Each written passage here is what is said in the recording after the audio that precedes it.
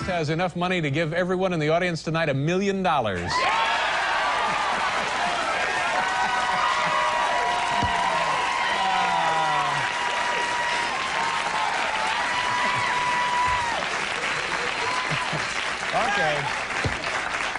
Okay, we'll see what kind of mood he's in. Ladies and gentlemen, please welcome the author of this book right here, Trump, The Art of the Deal, Donald Trump. Hi, Donald. Good to see you. Nice of you to stop by. Thank you, David. You know, at the beginning of the show, I said you either love him or you hate him. Now, do you find that that's true, or does everybody love you, or does everybody hate you? No, most people love me, and a few really have great distaste for me, David. And why is it that those people, that few, would not care for you? Because you're so successful? I can't imagine.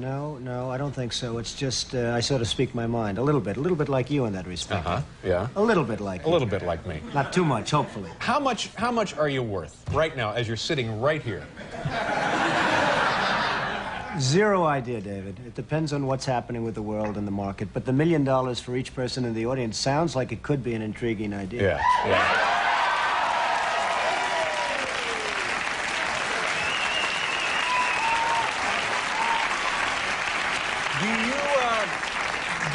Do you make more money? You own casinos. How many casinos do you own? We have 4 casinos. 4 casinos in Atlanta? Paradise Island, Atlantic City, and it's really been very fabulous. Now, do you make more money from the casinos or more money in real estate development? Well, probably real estate in a sense, but real estate is an appreciation business, whereas the casinos are cash flow, and I don't know, I never really even think of it in those terms. I tried doing a great job. I think we have the best hotel casinos in the world, and hopefully I have the best real estate in the world with Trump Tower and everything, and that's what I like. All right, now let's get back to the assessment of your wealth for a second. If you had to liquidate, if you just decided I'm going somewhere else, I'm going to live in a trailer, and you wanted to sell off, everything, you'd start with your real estate development, all of your real estate holdings, and whatever else you have, your casinos, so on and so forth. You sold everything. Right. How big would that check be that you put in your pocket when you headed west for the trailer? Well, I hate to disappoint, but I have zero idea, David. How come this seat is at such a low level? You know, I'm looking at him. He's got this stage rigged, folks. No. But that seat is a good half, six inches higher than my seat. And so am I. Huh? I see.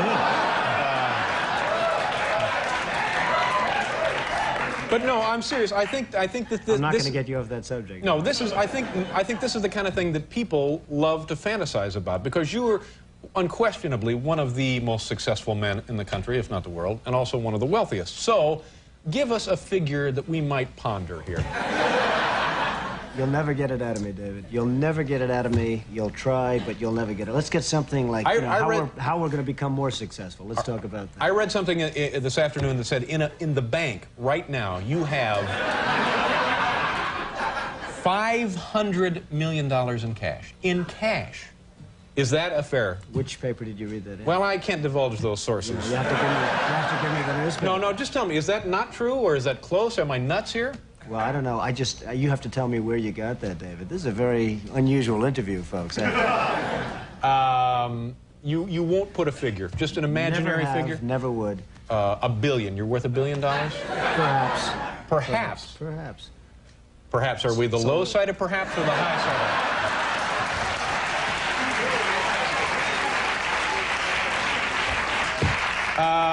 What were you like as a kid? What kind of childhood did you have?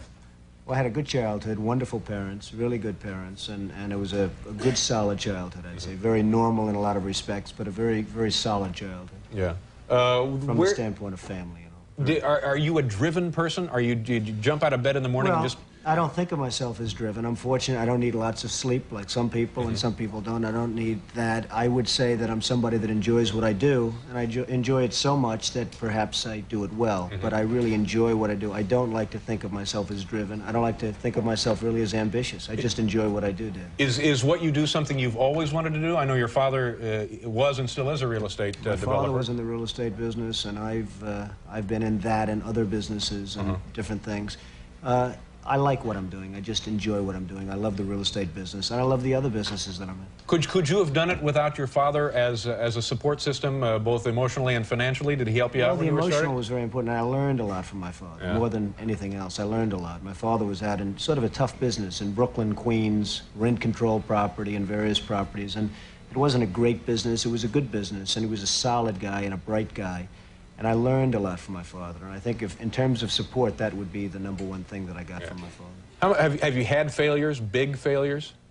Well, I don't look at failures as failures. I think a failure is something that you really want to learn by. I would say that I haven't had too many, and I want to keep it that way. I like keeping What's the biggest bath you've taken on a deal? I don't know if I can answer it yet. I mean, let's see what happens. So far, I've been very fortunate. But, I mean, we've all been fortunate. Markets have been going up other than a few weeks ago. Now, did you get hurt in the stock market then? Not particularly, but I think everybody gets hurt because when you lose $1 trillion or whatever throughout the world, I suspect everybody's hurt indirectly. I'm in the real estate business. You sell apartments, you sell this, you sell that. Perhaps people don't have as much. Everybody gets hurt by that, David. Let me ask you one more of these silly questions, and I promise after we do the commercial, we'll go on to other topics. Then we're going to get serious, right? Well, I didn't say that. What would it take, what kind of a hit would it take to get your attention where you would maybe need a drink? Where somebody came in and said, Don, we got some bad news. Woo!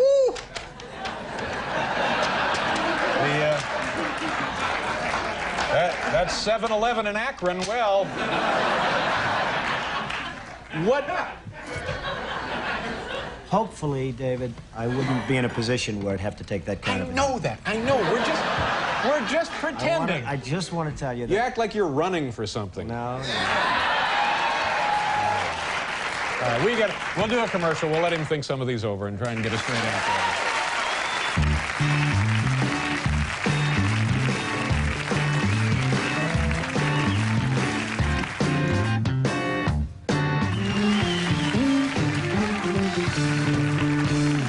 Okay, Donald Trump is here. You're on the cover of the new issue of People magazine. I don't know what I'm beating around the bush here. I don't know why you're being so goofy about this. It says on the cover, you're a billionaire. It does 41. Say that? Yeah. If so people says it, I would have to believe it. When people says that... what's the deal with you and Ed Koch? Is this an old irritation between the two of you, or is this something new? No, it's really not. Ed Koch is a man who I've liked at some points in terms of... I have no objection to Ed except for one thing. He's not a very capable or competent mayor. He's done a fine job. He's done a bad, as most of you New Yorkers would probably know, he's done a pretty bad job running New York, and that hurts me and it hurts everybody. And when I see somebody that's not competent and he's running something, and something that I have really a big stake in, it bothers me and I do something about it.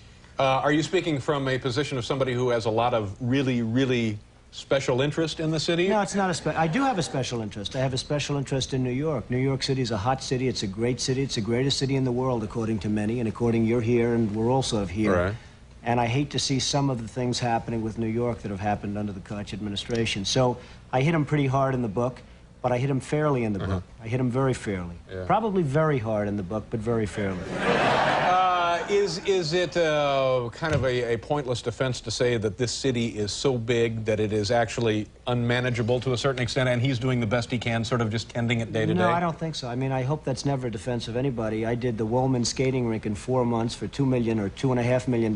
They started 7 years before that and were unable to build it. I think they spent something like $15 million. This is a huge ice skating facility in Central Park, which the city was... 7 years. 7 years. 7 years. They could not get it open. They could not build it. Yeah. And we did it in 4 months. So, you know, you say, hey, it's big and everything else, and give them a little bit more time, but the fact is, that's a disgrace. The zoos are a disgrace. The subways, the schools.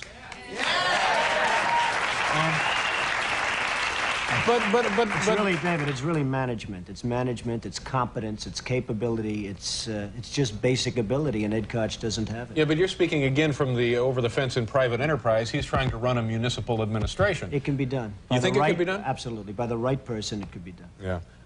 Any thoughts? I mean, would you want to be mayor of this city? No, I wouldn't want to be mayor. It'd run very well if I was mayor, but I would not want to be the mayor of New York. Is there something you do want? No, I just want to keep doing what I'm doing. I mean, Yeah. I'm on your show, your fantastic show. You're a star in my book. Everyone's talking about I know. We I appreciate that. We wrote all about David in the big book. Now, that's another Pretty thing. surprised We to see came that. up to you that one afternoon, completely unannounced. We were in the lobby of the Trump Tower facility up the road there, and we just called up and said, can we come up and see Don? And they said, come on up. Absolutely. Now, how busy can you be? I'm not busy at But you all. were That was actually, a lot of fun, by the way. Yeah, it Your was fun. coming up was a lot of fun. And I must say, I thought that was very gracious of you to do, because obviously you got a lot better things to do than goof around with me. You're right. Yeah. And what about the, are people trying to draft you to run for president up in New Hampshire? Well, I guess a lot of people want to see this country. It's a shame what's happening. Japan, Saudi Arabia, Kuwait, everybody's taking advantage of the United States. People know that if certain people are running a country, that it won't happen. I mean, when you look at Japan, not paying for the defense, we're defending Japan. We're losing billions and billions of dollars. We're fighting for AIDS help and for farmers and for this and that. And it's a shame. And the Japanese folks, who I respect greatly, but they're not treating us fairly. They're really not treating us fairly. Kuwait, Saudi Arabia, they're not paying us anything for the services we're rendering, and I think it's a disgrace. And I think people look at certain people, and maybe me, if I were in a position, this country, believe me, would not be ripped off like it is. And it is just being ripped off so badly by our so-called allies. Yeah. So that's a pretty strong statement. So now, are you saying I don't think it's that strong. I think it's fair. And by the way, I have tremendous respect for the Japanese. I do a lot of business with the Japanese. And they smile about it, too. They know it. The country is losing billions and billions of dollars to Japan, and we can't afford to lose. And it's a shame. It's But a so shame now, what's are happening. you saying this by way of indicating that you could do it better, and you do intend to run for president at some No, point? I'm not going to run for president, but I think somebody Now, could in do- 8 years, if you came back, would you have a different answer? In 4 years, I if you tend to came back? doubt it. I really tend Really? to doubt it. But I just think that there's so many ways that this country can straighten itself out, and we're not going about those ways. Cutting farm aid is not the appropriate thing. Cutting help for the homeless and help for the poor and welfare. Certain things can be done that really will mean big dollars to this country, and those things are not being done right now. Let me ask you one other question, because I know you have other appointments and stuff to get to. If you go to dinner and the bill is like, say, $25, how much of a tip would you throw down? Well, you know, the way I feel about tips, if somebody does a super job, Yeah. I give more than anyone. And if somebody does a lousy job, I probably give less than anybody. And that's the way I feel about life. Life should be, you should be rewarded for competence and capability and doing a job and having a smile on your face, maybe, if that's the case. And I'm a pretty good tipper when somebody's good, and I'm a pretty lousy tipper if somebody's not good. So that's the way it is. But, you know, sitting here listening to this stuff, it seems to me you are dying to get to some public platform to superimpose those feelings upon the American awareness. Well, maybe so, but I'm not. I would like to have the feelings known and let somebody else do it, and it can be done. If the ball's carried correctly, it can be done. Yeah, but if you want something done right. Do it yourself. Here is the book. It's Trump, the Art of the Deal, and this is Donald Trump. Donald, thank you very much for coming out. We'll be right back.